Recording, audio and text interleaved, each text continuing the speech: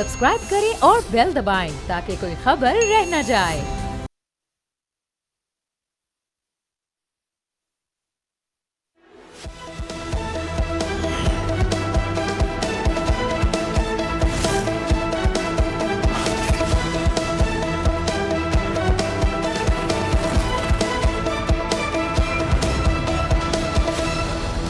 अस्सलाम वालेकुम। प्रोग्राम में खुश आमदीद। मैं हूँ अफसा कोमल। वज़ीर आज़म शहबाज शरीफ और वज़ीर आला सुहेल आफरीदी की कल होने वाली मुलाकात के बाद आज एक अहम पेशरफ्त हुई है। वफाकी वज़ीर ख़ज़ाना मोहम्मद औरंगज़ेब और मुशीर ख़ज़ाना खैबर पख्तूनख्वा मुज़म्मिल असलम की एक तफसीली मुलाकात हुई, जिसमें मालियाती और तरक्याती अमूर पर तफसीली तबादला ख्याल किया गया। वज़ारत ख़ज़ाना की प्रेस रिलीज़ के मुताबिक इस मुलाकात में ज़मशुदा अज़ला फ़ाटा के लिए तरक्याती फ़ंड्स के बरवक्त इजरा, आर्जी तौर पर बेघर होने वाले अफराद की बहाली और इमदाद से जुड़े मामलात और साथ साथ NFC समेत सूबाई इस्तेहकाक और फंड्स की तकसीम का वसी तर फ्रेमवर्क ज़ेर बहस आया। फाइनेंस डिवीज़न के मुताबिक वफाकी वज़ीर ख़ज़ाना मोहम्मद औरंगज़ेब ने खैबर पख्तूनख्वा की जानिब से उठाए गए मसाइल का एतराफ़ करते हुए उनको ये यकीन दहानी करवाई कि फ़ाइनेंस डिवीज़न कवानीन और तयशुदा फ्रेमवर्क और जो मुकर्रर तरीक़ाकार है उसके मुताबिक FFC और दीगर मुतल्लिका फ़ंड्स की फ़राहमी में हर मुमकिन ताउन करेगा। मुज़म्मिल असलम की सरबराही में खैबर पख्तूनख्वा की टीम ने ज़मशुदा अज़ला की ऑपरेशनल और तरक्याती तरजीहात के हवाले से ये मुतालबा किया कि जारी मनसूबों को बरकरार रखने और फौरी ज़रूरियात पूरी करने के लिए फ़ंड्स का बरवक्त इजरा यकीनी बनाया जाए। अब ये नाजरीन, अगर हम बात करें वफाक और सूबे के दरमियान बकायाजात और अदायगियों के तनाज़े के हवाले से जो बहुत अरसे से चल रहा है, तो खैबर पख्तूनख्वा हुकूमत ये दावा करती आई है कि मजमूई तौर पर सूबे के 4758 अरब रुपए वफाक के ज़िम्मे हैं और 7वां NFC अवार्ड नाफिज न होने की वजह से 2018 से अब तक खैबर पख्तूनख्वा को उसके हिस्से के तकरीबन 1375 अरब रुपए कम मौसूल हुए हैं। इसके अलावा ज़मशुदा कबायली अज़ला की मद में जो 100 अरब रुपए मिलने थे उसके आधे भी जो है वो खैबर पख्तूनख्वा को मौसूल नहीं हुए हैं। इसके अलावा KP हुकूमत का ये भी मुतालबा है और बयान है कि IDPs की मद में 52 अरब रुपए भी अभी ताहाल वफाक के ज़िम्मे वाजिबुल अदा हैं जो उनको नहीं मिले हैं। वज़ीर आला सुहेल आफरीदी ने यह दावा भी किया है कि AIP प्रोग्राम के तहत 700 अरब के बजाय सिर्फ 168 अरब वफाक की तरफ से अदा किए गए और बकायाजात की वजह से सूबे को सख्त मसाइल और माली दबाव का सामना है। दूसरी तरफ वफाकी हुकूमत जो है वो वज़ीर आला आफरीदी से उनकी मुलाकात तो हुई प्राइम मिनिस्टर साहब की, और अब प्राइम मिनिस्टर के अहकामात पर माली अमूर पर वफाक एंगेज कर रहा है, मगर वफाक का मौक़िफ़ भी इस हवाले से बहुत वाज़ेह है। वो इससे पहले ही KP हुकूमत के इन दावों की नफ़ी कर चुके हैं। वफाकी वज़ारत ख़ज़ाना की तरफ से माजी में जो बयानात और एदाद शुमार जारी किए गए उसमें कहा जाता है कि खैबर पख्तूनख्वा हुकूमत को गुज़श्ता 15 बरसों में 8400 अरब से ज़ायद के फ़ंड्स जारी हुए। वफाकी हुकूमत ये कहती है कि सूबे को NFC के तहत रकूम तमाम सूबों को रकूम जो है वो 15 दिन के बाद बाकायदा तौर पर जारी की जाती हैं और इस मद में किसी सूबे की कोई रकम वफाक के पास वाजिबुल अदा नहीं है। गुज़िश्ता माह भी खैबर पख्तूनख्वा को तकरीबन 46.5 अरब रुपए जारी किए गए हैं। वफाकी एदाद शुमार के मुताबिक जुलाई 2010 से नवंबर 2025 तक खैबर पख्तूनख्वा को दहशत गर्दी से निमटने के लिए 705 अरब रुपए फराहम किए गए, जबकि IDPs की बहाली के लिए मुख्तलिफ अदवार का हवाला देकर वफाक ये कहता है कि मजमूई तौर पर 117 अरब रुपए खैबर पख्तूनख्वा को दिए गए हैं। हम आज के प्रोग्राम में जानने की कोशिश करते हैं कि आज जो मुलाकात हुई है उनमें किन नुक्तों पर खैबर पख्तूनख्वा की हुकूमत ने अपना मौक़िफ़ सामने रखा वज़ीर ख़ज़ाना के, और क्या तवक्को की जाए मुस्तक़बिल में। क्या ये फ़ंड्स के मामले पर जो तनाज़ा है वो किसी हल की तरफ जाएगा या सिर्फ ये एक बातचीत का और मुलाकातों के तबादले की हद तक ही रहेगा। इस पर बात करने के लिए हमारे साथ मौजूद हैं मुशीर खैबर पख्तूनख्वा हुकूमत, मुशीर ख़ज़ाना खैबर पख्तूनख्वा मुज़म्मिल असलम साहब। मुज़म्मिल साहब, बहुत बहुत शुक्रिया आपके वक्त के लिए। आपकी आज वज़ीर ख़ज़ाना मोहम्मद औरंगज़ेब साहब से जो मुलाकात हुई है, इसमें क्या बुनियादी नुक्ते थे जो उनके सामने रखे गए जो डिस्कशन में आए हैं आज? जी बिस्मिल्लाहिर्रहमानिर्रहीम। Thank you अफसा। सबसे पहले तो आपका शुक्रिया। देखिए जी, इस वक्त खैबर पख्तूनख्वा के जो ऑन गोइंग माली मसाइल हैं वो हम वक्तन फ़वक्तन वफाक को इस पे आगाही करते रहते हैं, ख़त लिखते रहते हैं। मैंने भी ख़त लिखा था, वज़ीर आला साहब ने भी लिखा था, اب اس میں ہر ایک کا ایک موقف ہوتا ہے، وفاق کا ایک اپنا موقف ہے، ہمارا ایک اپنا موقف ہے. باٹم لائن یہ ہے کہ وہ یہ کہتے ہیں کہ گلاس آپ بولتے ہیں آدھا فل ہے اور ہم بولتے ہیں گلاس آدھا خالی ہے. دونوں کی باتوں کو آپ رد نہیں کر سکتے، وہ بھی ٹھیک کہہ رہے ہیں اور ہم بھی ٹھیک کہہ رہے ہیں. جس طریقے سے آپ نے ایک بات کی ابھی اپنے ابتدائیہ میں کہ وفاقی حکومت نے کہا ہے کہ وزارت خزانہ نے کہ ہمارے ذمہ کوئی واجبات نہیں ہے. اب اس کی انہوں نے جو اب اس کی ان کی تشریح ہے اس کے حساب سے انہوں نے یہ کہا ہے کہ جو ایف بی آر نے ٹیکس کلیکٹ کیا ہے اور جو ریکنسائل کیا ہے وہ دونوں اماؤنٹ ہم صرف وہ تقسیم کرتے ہیں اماؤنٹ جو ریکنسائل ہو گیا ہے. جو ابھی ریکنسائل ہونا ہے اس کی تقسیم ہمیشہ سے تھوڑے سے وقت میں ہوتی ہے. تو ہم اس کی بات کہہ رہے تھے جو جس کی ریکنسیلیشن تھوڑے سے وقت میں ہوتی ہے وہ پیسے پینڈنگ ہے، تو وہ ایڈریس ہو گئی بات. پھر اسی طریقے سے جو ترقیاتی اخراجات ضم شدہ علاقوں کے جو وفاق نے اس سال 65 ارب روپے رکھے ہیں اس میں سے صرف 9 ارب روپے ہمیں ملے اور باقی کوئی رقم نہیں مزمل ملی. صاحب میں چاہ رہی تھی میں ایک نقطے کے اوپر آپ سے سیپریٹلی اس بارے میں پوچھوں. یہ جس حوالے سے آپ بات کر رہے ہیں اس پہ آج کیا ڈسکشن ہوئی وزیر خزانہ سے؟ ایک ایکنالجمنٹ ہے کیونکہ جو پریس ریلیز وزارت خزانہ کی ہے آپ کے ساتھ آج ملاقات کے حوالے سے، اس میں کہا کہ فائنانس منسٹر کہتے ہیں کہ ایڈریس کریں گے، یقین دہانی کروائی ہے انہوں نے. گلاس ہاف فل کی جو آپ بات کر رہے ہیں اس سے پہلے تو وفاق کا موقف یہ رہا ہے کہ کوئی بقایا جات ہماری طرف نہیں ہے، تو کچھ ایکنالجمنٹ اس حوالے سے آپ کو ملی ہے آج؟ دیکھیں جیسے میں نے آپ کو بتا دیا کہ پیسے جو ہیں آج واٹر اینڈ پاور بجلی کے وہ سیکٹری بھی بیٹھے ہوئے تھے، انہوں نے کہا 78 ارب روپے ہم نے ان کو دینے ہیں لیکن ہر ماہ صرف 3 ارب روپے دے سکتے ہیں کیونکہ ہمارے پاس اس سے زیادہ پیسے نہیں ہیں. ٹھیک ہے. تو 78 ارب کے واجبات اپنی جگہ ہیں، وہ ایڈمٹ کر لیا انہوں نے. ٹھیک ہے جی. پھر جیسے میں نے آپ کو کہا کہ 55 ارب ہم جو کہہ رہے ہیں ہمیں این ایف سی کی مد میں کم ملے ہیں، وہ وفاق کہتا ہے کہ یہ ہمیشہ سے ریکنسلیشن جیسے جیسے ہوگی آپ کو ملتے رہتے ہیں، پہلے بھی ایسا ہی پروسیجر تھا. تو ان کی بات بھی ٹھیک ہے اور ہماری بات بھی ٹھیک ہے. تیسری بات یہ کہ ابھی یہ جو صوبے میں جو آپریشنز ہوئے ہیں جس کی وجہ سے لوگ ڈسپلیس ہوئے ہیں اس میں صوبائی حکومت نے 10 ارب روپے اپنی جیب سے خرچ کیے ہیں، لوگوں کو کمپنسیشن دیا اور یہ 10 ارب سے بات بڑھ کے 25 ارب تک اسی مالی سال میں جائے گی. اس میں ہم نے وفاق کو کہا کہ آپ اس میں ہمارے ساتھ حصہ ڈالیں. اس میں وفاق نے کہا کہ یہ بجٹ میں بھی نہیں ہے اور ہمارے اس وقت مالی وسائل آپ سے ڈھکے چھپے نہیں ہیں، اس میں ہم آپ کی فی الحال مدد نہیں کر سکتے. ہم نے کہا ٹھیک ہے جو ہمارے پیسے جو ہیں وہ ذرا سی سپیڈ بڑھا دیں دینے میں واجبات میں. انہوں نے کہا نہیں وہ 3 ارب جو بجلی کے ہیں ہم اس کو بھی فی الحال ابھی 3 ارب کے حساب سے مہینے کے دے سکتے ہیں، ایک ساتھ پوری رقم نہیں دے سکتے. ترقیاتی اخراجات کی بات ہوئی تو اس پہ احسن اقبال صاحب نے ہمیں کمٹمنٹ یہ دے آئی ڈی دیا ہے. یہ جو دو حوالوں سے موقف ہے یہ آپ کے لیے قابل قبول ہے؟ این ایف سی کے حوالے سے بھی جو وہ کہتے ہیں کہ بقایا جات اس لیے نہیں کہ 15 دن کے اندر ہم یہ جو ہے وہ تمام صوبوں کو ان کی رقم ان تک منتقل کر دی جاتی ہیں. آئی ڈی پیز کے حوالے سے بھی ایک تو جو آپ کہہ رہے ہیں کہ وفاق نے بتایا کہ ہمارے حالات اتنے بہتر نہیں ہیں، تو اس پہ جو تازہ ترین ہے یو اے ای سے قرضے کے رول اوور کے حوالے سے، اس کا بھی کوئی وزیر خزانہ نے ذکر کیا حالات کا تذکرہ کرتے ہوئے؟ نہیں وہ ایک ان کا اپنا میٹر ہے، ان کی اپنی پیمنٹس ہیں. وہ یو اے ای نے پہلے ایک سال کے لیے رول اوور کرتا تھا، آج 1 ماہ کے لیے کیا، تو اس سے آپ خود اندازہ لگا لیں. میں اس پہ نہیں جاتا فی الحال.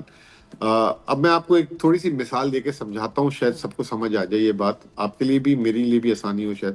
اب فرض کریں کہ آپ کی تنخواہ ہے 1 لاکھ روپے، مثال دے رہا ہوں، ٹھیک ہے نا، اور آپ کیا ادارہ کہتا ہے کہ ہر 15 دن میں آدھی تنخواہ دوں گا، 15 دن میں آدھی دے دوں گا اور آدھی 15 دن میں دے دوں گا. اب وہ پہلے 15 دن میں جو 50,000 آپ کو تنخواہ آدھی ملنی تھی، 50,000 کی جگہ 35,000 ملی، اور جو اگلے 15 دن میں جو 50,000 ملنے تھے اس کی جگہ آپ کو 45,000 ملی. لیکن مہینے کے آخر میں آپ کو پورا 1 لاکھ نہیں ملا، 15,000 کم ملے. تو یہ وہ والی بات ہو رہی ہے، ہر 15 دن میں رقم آتی رہی ہے اور آتی ہے، کبھی نہیں رکی. تو یہ بات جو ہے اس میں جو اب وہ ایف بی آر کہتا ہے وہ 15,000 ہے ہم نے خود نہیں روکی بھی، سوری فائنانس منسٹری وہ کہتی ہے کہ وہ ایف بی آر اس کو ریکنسائل کر کے جب فائنل نمبر ہو جاتا ہے پھر ہم تقسیم کرتے ہیں. ٹھیک ہے. اب یہ جو آپ دونوں میں بس یہ موقف کا فرق ہے، یہ ایک ہے اور آپ اس کو ایکسپلین کر رہے ہیں، لیکن آئی ڈی پیز کے حوالے سے جو آپ بات کرتے ہیں 52 ارب کا تذکرہ ہے کہ واجب الادا ہے، اس پہ پہلے سے ہی وفاق یہ پوزیشن اپنا چکا ہے کہ مختلف ادوار کا وہ ذکر کرتے ہیں کہ 117 ارب روپے خیبر پختونخوا کو دیے جا چکے ہیں. یہی آئی ڈی پیز کا جو معاملہ ہے اس کے حوالے سے یہ بات ہوئی اس کے اوپر آج؟ جی یہ دیکھیں ابھی دو قسم کے آئی ٹی پیز ہو چکے ہوئے ہیں. ایک آئی ٹی پیز جو ابھی پچھلے 6-8 مہینے سے جو یہاں پہ آپریشن ہو رہے ہیں, اور ایک آئی ٹی پیز جو 2009-10 کے آپریشن کے بعد بنے تھے. تو جو جس میں فائنانس کہہ رہا ہے, وفاق کہہ رہا ہے کہ میں 117 ارب ریلیز کر چکا ہوں, وہ صوبائی حکومت کو صرف دیے جاتے تھے, اور وہ آگے جو فوج کو دے دیے جاتے تھے وہ اس میں ریلیف کیمپس میں, اور ادھر جو کیمپ سٹی بنی ہوئی ہے اس میں رقم تقسیم ہوتی ہے. 2022 کے بعد سے وفاق سے وہ رقم نہیں آئی, اور اس میں صوبائی حکومت اپنی طرف سے 5 ارب روپے مہینہ دے رہی ہے. آج بھی اس پہ بات ہوئی, اس میں وزارت خزانہ کہتی ہے کہ نہیں, ہم نے ایک مخصوص وقت تک یہ رقم دینی تھی. تو اس میں ہمارا موقف یہ تھا کہ ہمارا تو وہ آپریشن ہی نہیں تھا اس وقت, تو فاٹا خیبر پختونخوا کا حصہ بھی نہیں بنا تھا. اس سے پہلے یہ آپریشن آپ نے کیا تھا, ان کو آپ نے آئی ڈی پی یا ٹی ڈی پی بنایا ہوا ہے, اور آج تک ان کو ان کا جو علاقہ ہے کلیئر کر کے ان کو واپس نہیں بھیجا گیا. تو وہ یہ رقم ہر مہینے پھر وہ احتجاج, ان کا حق بھی ہے کیونکہ وہ ان کو ہر مہینے 20,000 فی فیملی ملنے ہیں, تو وہ جب نہیں ملتے تو پھر احتجاج ہوتا ہے. پھر صوبائی حکومت مجبوری کے تحت, کیونکہ اس کا صوبہ بند ہو جاتا ہے, ہڑتال ہوتی ہے, روڈیں بند کر دی جاتی ہیں, تو صوبائی حکومت دے رہی ہے, تو اس معاملے کو آپ کلوز کروائیں. تو وہ یہ کہتے ہیں کہ نہیں وہ اس وقت کا تھا, ہم نے تو دے دیا. تو پھر ہم کہتے ہیں کہ ان کو ان کے مقام پہ بھیج دیا جائے تاکہ وہ پھر اپنی زندگی خود شروع کریں. تو یہ اب اس میں جو ہے ان کی اپنی انٹرپریٹیشن ہے, ہماری اپنی انٹرپریٹیشن ہے, لیکن at the end of the day پچھلے 3 سالوں سے ہر مہینے 40 کروڑ پہ میں دے رہا ہوں, یہاں سے صوبائی حکومت دے رہی ہوں. مزمل صاحب, وادی تیرہ کے سے جو نقل مکانی, یہ جو حالیہ واقعے کو اگر ہم موضوع بنائیں, اس پہ پھر وفاق نے کوئی یقین دہانی کرائی, آپ لوگوں کی ان سے کوئی ڈیمانڈ رہی تھی, یا آج کیا اس پہ ڈسکشن ہوئی ہے؟ عرض کیا بھی آپ سے کہ ہم 10 ارب خرچ کر چکے ہوئے اس دفعہ وادی تیرہ, کورام, باجوڑ وہاں کے لوگوں کے لیے, اور سارے صوبائی حکومت نے اپنے وسائل سے دیے ہیں, اور ہم نے کہا کہ یہ 10 ارب سے رقم بڑھ کے 25 ارب تک جا سکتی ہے, آپ ہمارے ساتھ کنٹریبیوٹ کریں. جس پہ وفاق نے کہا کہ ابھی ہمارے پاس وسائل نہیں ہے, ہم اس کو نہیں کر سکتے انٹرٹین. یہ اس کو آپ کو جواب ملا. اب ایک الزامات کا بھی سلسلہ تھا مزمل صاحب, یہ وادی تیرہ سے نقل مکانی کے حوالے سے جو آپ لوگوں نے اپروو کیے فنڈز, کچھ وفاقی وزراء یہ بیانات دے رہے تھے کہ کرپشن ہوئی ہے, اس میں سے صرف 90 کروڑ جو ہے وہ اخراجات کیے گئے ہیں, لیکن اس کے علاوہ اس میں کافی خرد برد ہوئی ہے. تو اس پہ کیا رسپانس ہے آپ کا, کن حوالوں سے خرچ ہوئے, کس طرح لوگوں کو فیسیلیٹیٹ کیا گیا ہے اس رقم سے؟ دیکھیں, پہلی تو وفاق نے جب پیسے ہی نہیں دیے تو ان کو کیا پتا کہ وہ کرپشن ہوئی ہے یا گئی ہے. سب سے پہلے سمجھنے کی ضرورت ہے کہ ایک کوئی بھی چیز ہوتی ہے تو اس کے لیے رقم ریلیز کی جاتی ہے. یعنی کہ فار ایگزامپل گھر کا خرچہ چلانے کے لیے 1 تاریخ کو جو ہے گھر پہ وہ دیا جاتا ہے خرچہ, کہ یہ جو ہے ہمارے گھر کا گروسری کا خرچہ مہینے کا 50,000 ہے. تو 1 تاریخ کو 50,000 خرچ نہیں ہو جاتے, 50,000 میں پہلے ہفتے میں 15,000 خرچ ہوتے ہیں, دوسرے ہفتے میں 10,000 خرچ ہوتے ہیں. تو ابھی وہ جو 4 ارب روپے ہم نے مختص کیے ہیں, اس میں سے 90 کروڑ ایک ہفتے میں خرچ ہو گئے. فیملیوں کی رجسٹریشن ہو رہی ہے جو وہاں سے وادی تیرہ سے نکلی ہیں, تو جیسے جیسے رجسٹریشن ہو رہی ہے پھر ان کو کمپنسیشن ان کو ملنا شروع ہو جائے گی. ابھی صرف رجسٹریشن کے اخراجات ہیں؟ نہیں, رجسٹریشن جیسے مکمل ہوگی پھر فیملیوں کے اکاؤنٹ میں پیسے ٹرانسفر ہوں گے. ایسے تو نہیں ہم جو جاتا جائے گا گاڑی میں اس کو رقم دیتے رہیں گے. اور یہ بے شک یہ صوبائی بجٹ ہے, صوبائی فنڈز ہیں, لیکن مزمل صاحب ٹرانسپیرنسی اہم ہوتی ہے. ہم بطور میڈیا اس حوالے سے سوال کرتے ہیں, ان الزامات پہ آپ کیسے رسپونڈ کریں گے کہ اس میں خرد برد ہوئی ہے؟ میں نے تو الزام آپ کی ٹرانسپیرنسی کے تحت ہی آپ کو اس کا بڑا تفصیل سے جواب بھی دے دیا کہ رجسٹریشن ہو رہی ہے 4 ارب میں سے 3 ارب 10 کروڑ پہ. ابھی جیسے رجسٹریشن جیسے جیسے آگے بڑھے گی ساری فیملیز کو تقسیم ہوگی, اور یہ 4 ارب روپے تو ابتدا ہے, یہ 25 ارب روپے دینے پڑیں گے ہمیں, اس میں اور مزید پیسے دینے پڑیں گے. اور یہ فیملی کی رجسٹریشن اکاؤنٹس میں پیسے جائیں گے. یہ سڑک میں کھڑے ہو کے نہیں بانٹ رہے کہ کوئی ایک لے گیا تو ہمارے پاس حساب نہیں ہوگا. ہر ایک کے آئی ڈی کارڈ کے نمبر کے ساتھ اور فیملی کی تصدیق ہوگی. کہ ایسا تو نہیں ہے کہ بیچ میں تیرہ کی جگہ کوئی اور علاقے کا بندہ پیسے مانگنے آ جائے, یا ایک ہی فیملی کو ایک انٹائٹلمنٹ ہے, ایک فیملی کے 4 بیٹے ہو سکتے ہیں, تو کہیں 4 الگ تو نہیں لائن میں لے کے وہ کمپنسیشن لے کے جا رہے ہیں. اچھا مزمل صاحب, یہ جو انگیجمنٹ ہوئی ہے, پہلے کل سی ایم صاحب کی پرائم منسٹر سے ملاقات ہوئی, یہ ایک حوصلہ افزا خبر کے طور پہ دیکھا گیا, کیونکہ خیبر پختونخوا میں دہشت گردی ہے, اور اس سے یہی اندازہ ہوتا ہے کہ ڈسکریج ہوئے ہوں گے وہ دہشت گرد عوامل جب انہوں نے دیکھا ہوگا کہ وفاق اور خیبر پختونخوا کم از کم ایک ساتھ بیٹھ کر ایشوز کے اوپر بات کر رہے ہیں. آج آپ کی ملاقات کو بھی حوصلہ افزا سمجھا گیا ہے.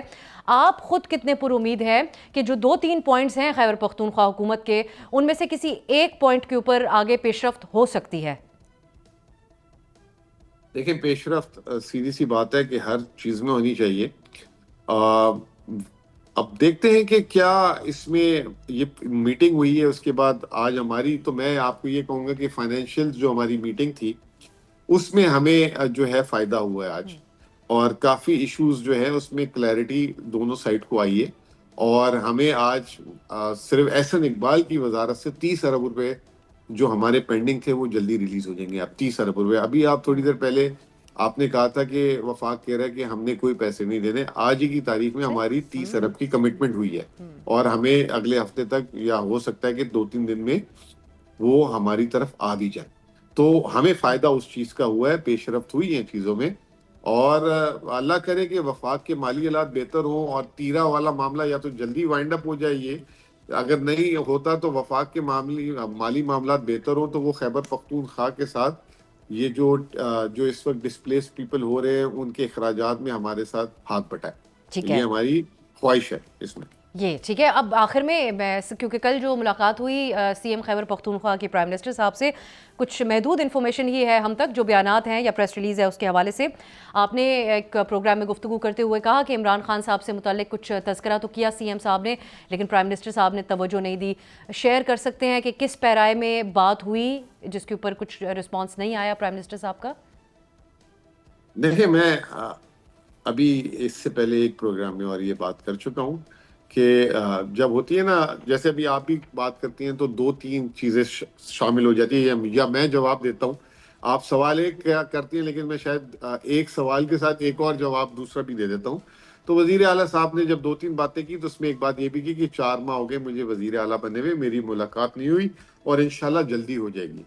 اس کے ساتھ انہوں نے 1-2 باتیں اور بھی کی. جب وزیر اعظم نے اس کا جواب دیا تو خان صاحب والی پرٹیکولر بات پہ جواب کی جگہ انہوں نے بتایا کہ جب وہ اریسٹ ہوئے ہوئے تھے اور اس دوران حراست ان کی والدہ کا انتقال ہوا تھا تو ان کے ساتھ کیا ایشو ہو تو وہ انہوں نے اپنا وہ سنا دیا. تو اس طریقے سے بات ہوئی تھی. ٹھیک. اور کوئی ان کے میڈیکل حوالوں سے جو بھی ریسنٹ پی ٹی آئی کے وہ تمام زیر بحث نہیں اس پہ بحث نہیں. بہت بہت شکریہ مزمل اسلم صاحب آپ کے قیمتی وقت کے لیے. ناظرین، مشیر خزانہ کی خیبر پختونخوا کی ملاقات ہوئی وفاقی وزیر خزانہ سے، اور مزمل صاحب اس حوالے سے تو پر امید ہیں، اس کو ایک اہم پیش رفت سمجھتے ہیں. وہ کہتے ہیں کہ آج کی ملاقات میں جو پہلے وفاق کہہ رہا تھا کہ کوئی رقم واجب الادا نہیں ہے خیبر پختونخوا کی، 30 ارب کے حوالے سے کمٹمنٹ وفاق نے کی ہے. دیکھتے ہیں یہ معاملہ آگے کیسے بڑھتا ہے. ایک بریک کی طرف جاتے ہیں. بلوچستان میں دہشت گردی میں ہوش ربا اضافہ ہوا ہے. حالیہ دہشت گردی کے واقعات کیا ظاہر کر رہے ہیں، اس پہ ہم بات کریں گے ایک شارٹ بریک کے بعد.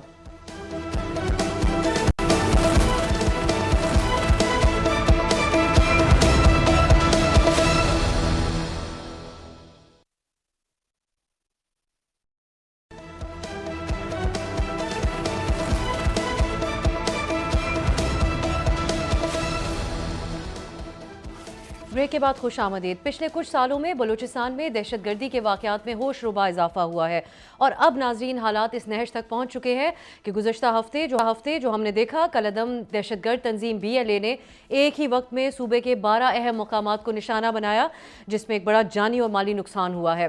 سیکیورٹی فورسز نے جوابی کارروائی کی جس میں 180 دہشت گرد مارے گئے ہیں.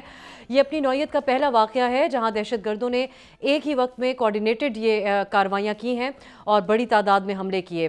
لیکن اگر ہم پچھلے کچھ سالوں کا جائزہ لیں اور جو نمبرز اس میں ہم رپورٹ ہو رہے تھے تو اس سے یہ اندازہ ہوتا ہے کہ یہ سلسلہ بہت پہلے شروع ہو چکا تھا. 2021 کے بعد سے 2020 کا اگر ہم آپ کے سامنے ایک موازنہ رکھیں تو سال بھر میں 102 دہشت گردی کے حملے ہوئے تھے، جبکہ اس کے بعد 2020 سے 2025 کی طرف اگر ہم آئیں تو ایک سال میں 2025 میں ان حملوں کی تعداد 1405 تک پہنچ گئی. تو کئی گنا اس میں اضافہ ہوا ہے. پھر رواں سال 2026 جس کے صرف پہلے مہینے میں یہ ہمیں بدترین سال ثابت ہوتا ہوا نظر آتا ہے بلوچستان میں دہشت گردی کے حوالے سے. صرف پہلے ہی مہینے میں اس حالیہ منظم دہشت گردی کے واقعے کے علاوہ اگر ہم بات کریں تو 67 واقعات اس جنوری کے مہینے میں ہو چکے ہیں. آج ایک بار پھر وفاقی حکومت نے اس حوالے سے اپنا موقف دیا اور وہی بات دہرائی ہے سینٹ کے اجلاس میں وزیر مملکت طلال چودھری نے کہ ان واقعات کا تعلق افغانستان میں دہشت گردوں کو پناہ دینے سے ہے اور بھارت بھی ان کی مالی معاونت اور فنڈنگ کر رہا ہے. ہم آئیے اس پروگرام کے حصے میں جاننے کی کوشش کرتے ہیں کہ بلوچستان میں دہشت گردی میں جو ہوش ہوا ہے اس کی اصل وجوہات کیا ہے. یہی بیرونی عناصر جس کا وفاقی حکومت حوالہ دے رہی ہے یا پھر اس میں اندرونی عوامل بھی شامل ہیں. اس کی وجوہات جاننے کی کوشش کریں گے. ہمارے ساتھ موجود ہیں شیرباز کھیتران صاحب. آپ ماہر ہیں بلوچستان امور کے, سینئر ریسرچ فیلو ہیں اسلام آباد انسٹیٹیوٹ آف اسٹریٹجک اسٹڈیز میں. بہت بہت شکریہ شیرباز صاحب آپ کے وقت کے لیے. جیسا کہ ہم ذکر کر رہے ہیں بڑی پریشان کن بات یہ نظر آتی ہے کہ پچھلے کچھ سالوں میں بلوچستان میں دہشت گردی کے واقعات جو ہر دن واقعات رپورٹ ہوتے ہیں اس میں بھی بہت زیادہ اضافہ ہوا ہے, لیکن ان حالیہ واقعات میں دہشت گردوں نے اپنی اسٹریٹجی تبدیل کی ہے, منظم کوارڈینیٹڈ طریقے سے حملے کیے گئے ہیں. آپ کی نظر میں اس کی بنیادی وجہ کیا ہے؟ شکریہ ابسا. میرے خیال میں اس کی بنیادی وجہ یہ ہے کہ سب سے پہلے تو انسرجنسی کے ہمیشہ دو پہلو ہوتے ہیں. ایک پش فیکٹر ہوتا ہے, ایک پل فیکٹر ہوتا ہے.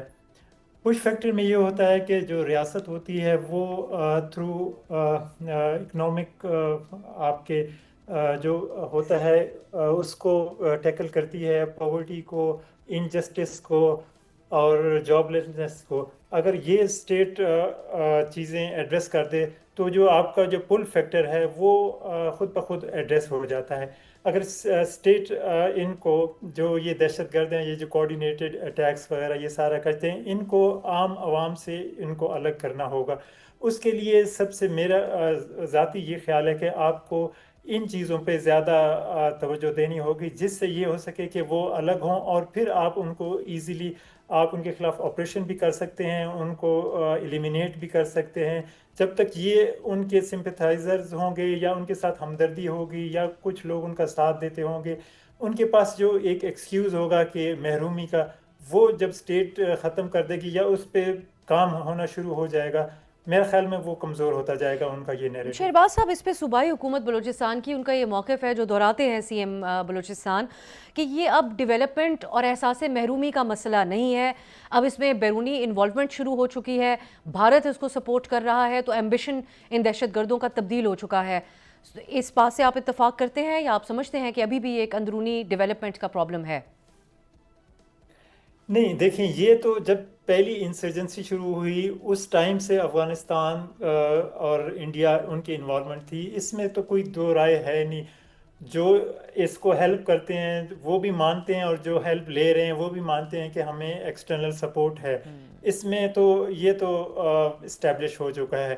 اب ہم اس کو ایکسٹرنلائز کرتے جائیں گے تو ہم وہ پھر ڈینائل موڈ میں آ جائیں گے, وہ ہے یقیناً.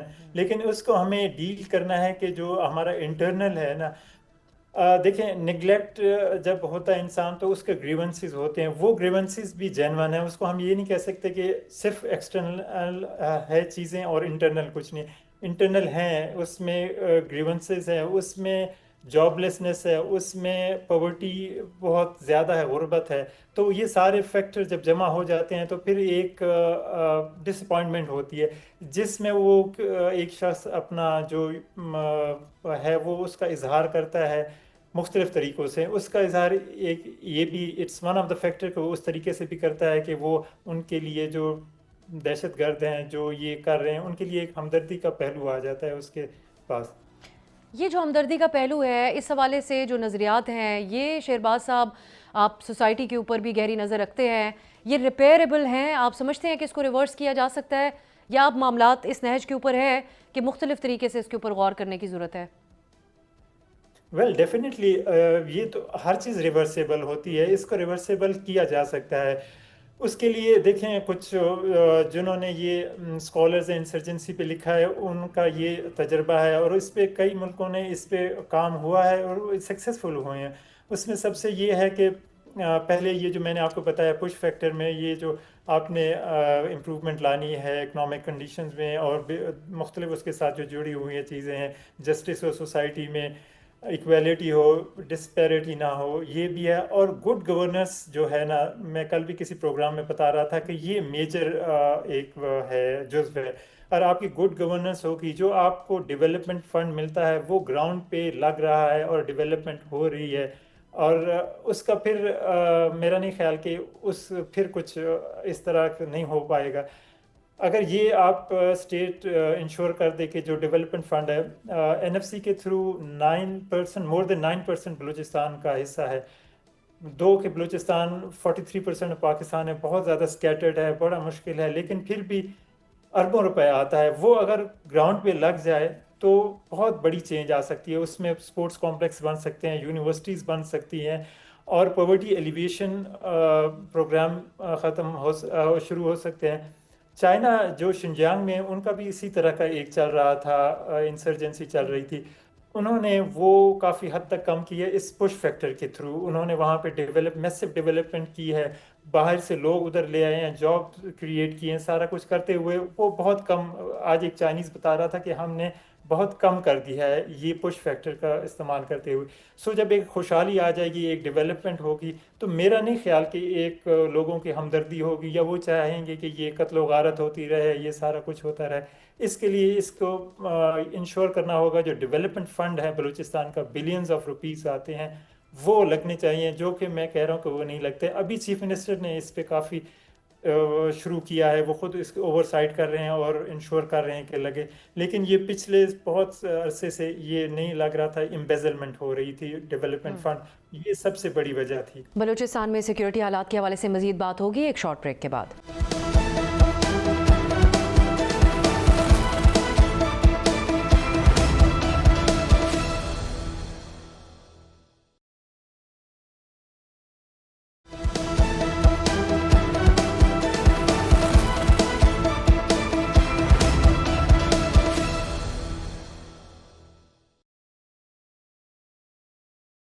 بریک کے بعد خوش آمدید۔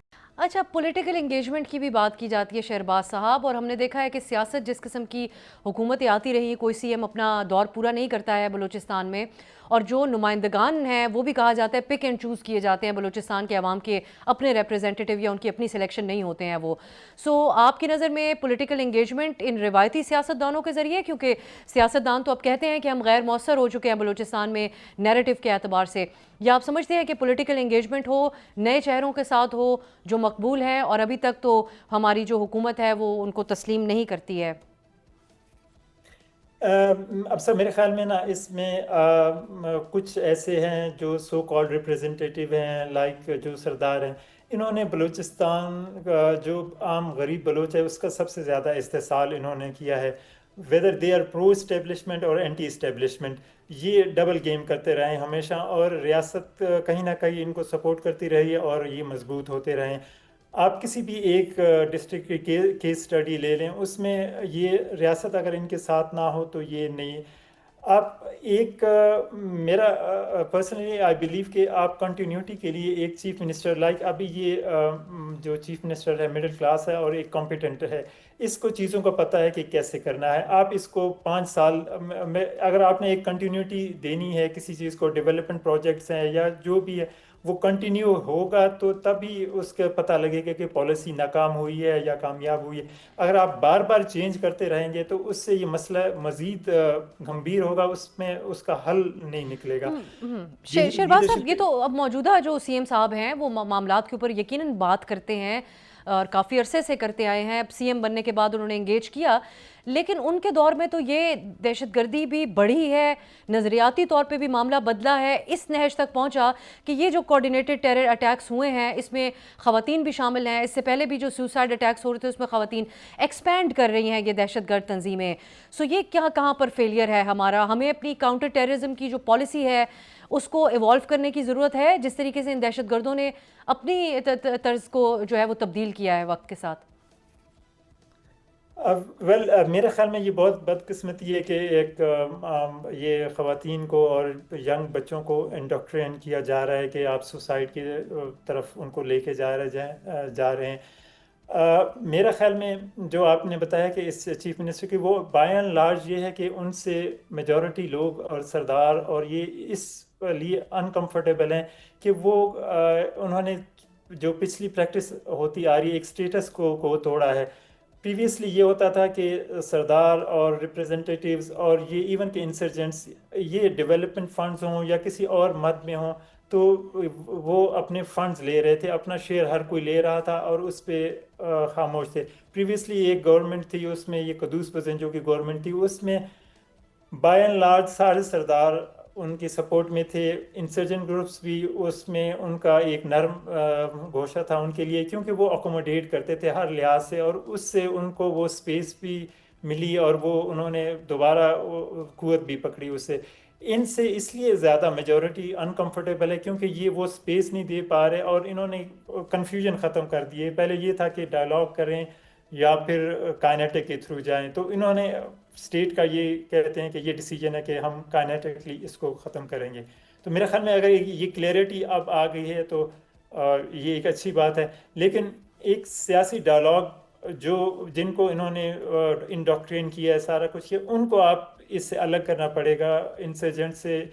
वो एक उसको ज़रूरी है, उसको आप ये डिनाइल नहीं कर सकते। अब इस पे शहबाज साहब हमें एक मुख्तलिफ पॉइंट ऑफ व्यू भी नज़र आता है कि इसको डील कैसे करना है। बुगटी साहब इस बात पे जोर देते हैं, कल भी उन्होंने यही कहा कि इसका अस्करी हल है, यानी सिक्योरिटी ऑपरेशन के ज़रिए। दूसरी तरफ वज़ीर दाखिला का मशहूर मारूफ आपको स्टेटमेंट याद होगा कि ये दहशतगर्द एक SHO की मार हैं।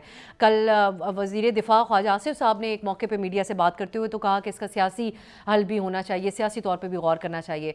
तो कैसे इसको हमने काउंटर करना है इस टेररिज्म को बलूचिस्तान में, जो एक नई शक्ल में सामने आया है और गैर मामूली भी है। हमें बाकी जो पाकिस्तान में दहशतगर्दी होती रही वो उनका एक आइडियोलॉजी मुख्तलिफ रहती है, इसके ऊपर वजाहत देने की ज़रूरत है, सिक्योरिटी पॉलिसी तब्दील करने की या उसको मज़ीद इवॉल्व करने की। नहीं, मेरा ख्याल में सियासी हल तो हमेशा आपको ये ऑप्शन खुला रखना चाहिए, ये कभी बंद नहीं होना चाहिए कि डायलॉग हर वक्त क्योंकि स्टेट को पर्सनल नहीं होना चाहिए कभी। स्टेट को हमेशा डायलॉग की तरफ उनको ये अपने दरवाजे खुले रखने चाहिए। और जो इस्लामाबाद में ज़ाहिरी बात है कि उन्होंने इस चीज़ का उनको रियलाइजेशन होगी और होनी भी चाहिए कि सिर्फ इसका अस्करी हल नहीं होता, कहीं आप कैरेट एंड स्टिक होता है, कहीं आपको अस्करी कुव्वत इस्तेमाल करनी होती है, कहीं आपको अपीज़ करना होता है, उनको बताना होता है कि इस तरफ भी हम डायलॉग भी आपसे बातचीत भी कर सकते हैं जो कि बात करना चाह रहे हैं। आप हार्डकोर इंसर्जेंट्स के साथ ना बात करें। जो आपकी यूथ है जो डिसअपॉइंट है, जो ये समझती है कि एक नैरेटिव उनको सेल किया जाता है कि आपके रिसोर्सेज एक्सप्लॉइट हो रहे हैं, वो रिसोर्सेज आपके 73 से सुई से लेके आज तक रेकोर्डिक सैंडक वो सारा कोई और उसका बेनिफिशरी है, आप बलोच नहीं हैं इसका बेनिफिशरी। उस नैरेटिव को डिस्पेल करने के लिए डायलॉग ज़रूरी है, फोर्स ज़रूरी नहीं है, क्योंकि अगर उस डायलॉग को आपने थ्रू फोर्स किया तो वो काउंटर प्रोडक्टिव होगा। तो इसके लिए ज़रूरी है कि आपको इस थ्रू यूनिवर्सिटीज़ और ये यूथ को आपने एंगेज करना है कि ये फिर आपने ये भी इंश्योर करना है कि जो उधर के वसाइल हैं, जो रेकोर्डिक के हैं, जो सैंडक के हैं, सुई तो ख़राब इतना वो उसमें पोटेंशियल नहीं रहा, बाकी गवादर पोर्ट है और 70% रेयर अर्थ मिनरल जो अभी है वो बलूचिस्तान में, तो उनका बेनिफिशरी जो सबसे फर्स्ट राइट है वो वहाँ के इलाके का होना चाहिए। तो इसके थ्रू ये डायलॉग आप हमेशा ओपन रखें, स्टेट को चाहिए। ठीक, बहुत बहुत शुक्रिया शेरबाज खेतरान साहब आपके कीमती वक्त के लिए। नाज़रीन, शेरबाज साहब समझते हैं कि डेवलपमेंट से ही हल है बलूचिस्तान में ये जो तमाम मामला है, न सिर्फ दहशतगर्दी जो जिस किस्म की का एक नज़रिया है इस वक्त उसको काउंटर करने के लिए, और ये भी समझते हैं कि जो सूबे के वसाइल हैं वो सूबे के अवाम के ऊपर ही उनको ये यकीन दिलाया जाए, एक ऐसा नैरेटिव भी बनाया जाए और अमली इकदाम भी किए जाए कि उनको यकीन हो कि ये वसाइल उस पर उन्हीं का इख्तियार है, तो कोई मसले का हल निकल सकता है। आज के लिए इजाज़त दीजिए, खुदा हाफिज़।